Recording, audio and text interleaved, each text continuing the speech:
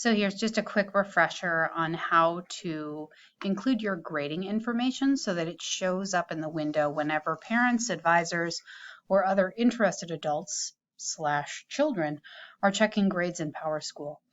The tabs at the top of your main view here are really the place that you're going to navigate to this. So you want to go over to this class content tab.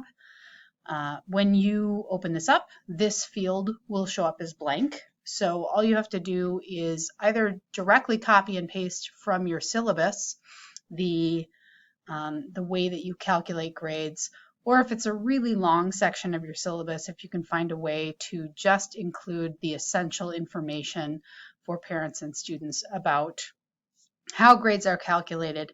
It is also helpful as a side note if there are specifics that would be helpful to know about perhaps how you grade or give credit for homework.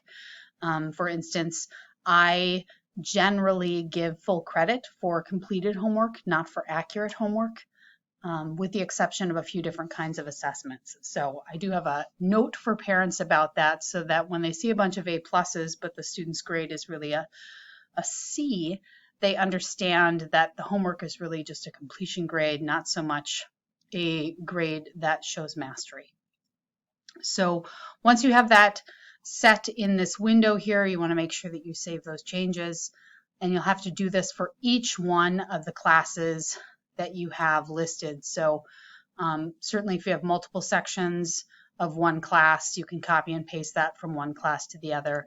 And then if your grading calculations change for different classes, make sure that the information that you're posting for each class is accurate for that class. And thank you so much.